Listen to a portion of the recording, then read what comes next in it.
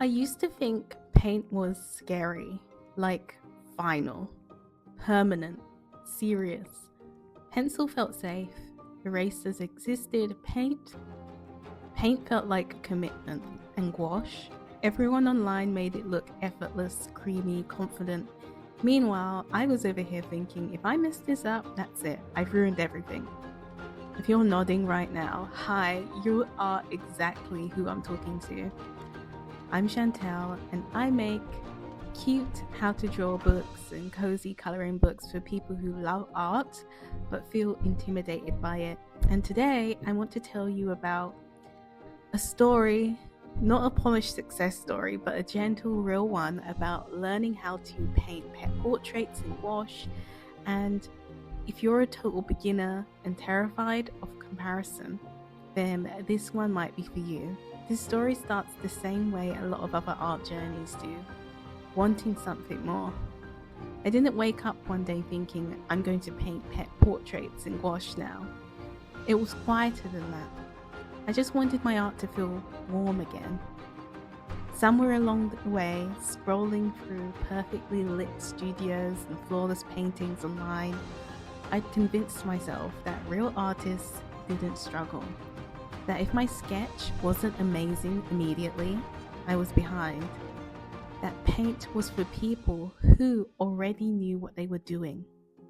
But I kept saving pet portraits, cats that looked really cute, dogs that looked soulful, loose brushstrokes that somehow said everything with so little. And I wanted that feeling, soft, honest, and messy. I loved that beautiful, simple style. But I was still scared because it's really hard to try new things. So one quiet afternoon, I set myself a tiny rule. No pressure, just a cat. Not a masterpiece, not for Instagram, just practice. I chose a reference photo of a very unimpressed looking cat, classic, half lidded eyes, and it was just perfect to picture. I found it on Pinterest, and before touching paint, I sketched lightly, and this was something I want you to hear clearly. Your sketch does not need to be perfect, it just needs to hold the idea together. I always tell beginners this: focus on simple shapes.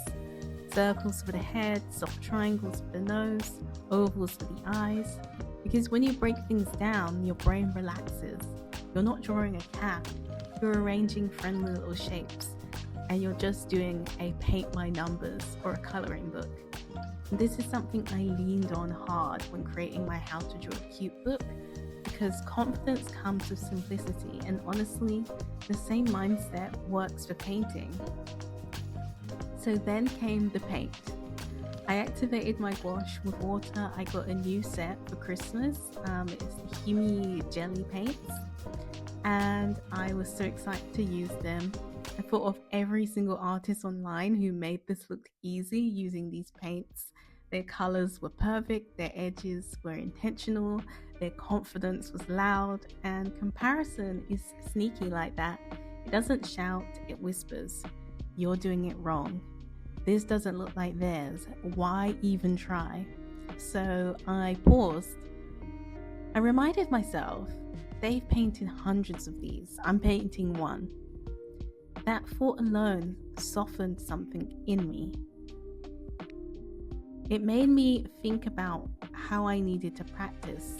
If you're a beginner, you don't need better supplies, you don't need talent, but you do need permission to be new. I started with the light tones, and then I colored in mid-tones, not too dark, not too light. Gouache is really forgiving like that. You can layer, you can adjust, you can come back, and you can be messy. The eyes were uneven, the fur looked flat, and at one point the cat resembled a slightly haunted potato. I laughed out at my painting, and that laugh made me feel good because I was able to fix it by mixing mediums, by using pencil. Being messy means that you're learning. Messy means your hands are figuring something out your brain can't explain yet. Instead of fixing everything, I let it breathe. I added darker shapes under the chin, lighter strokes around the nose, little hints of whiskers. Without overthinking them, I used pencil, and slowly, very, very slowly, the cat appeared. And I really love the pencil details. It's not perfect, but it's gentle, soft, and alive. I stopped before I ruined it, and that's another beginner tip I wish someone had told me sooner. Stop earlier than you think. Overworking is usually just fear in disguise. When I finished the cat portrait, I felt proud. I felt calm. I realized that the goal was never to make something impressive. The goal was to stay with myself while learning. That's the same reason coloring has always felt healing to me. When you color, you're learning pressure, you're learning shading, restraint without the fear of getting it wrong. And that's why I still use my own coloring books as warm-ups. They train your eye gently, they teach patience. Painting pets became the same thing, a quiet practice, a conversation instead of a performance. A few days later, I painted a dog, and this time I felt less tight.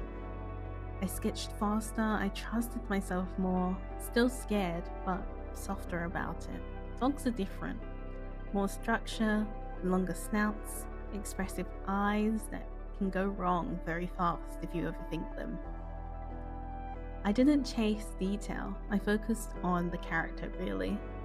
I'm not trying to create something photorealistic here. I'm trying to capture the personality. Where does the head tilt? What shape is the nose really? Where is the darkest part?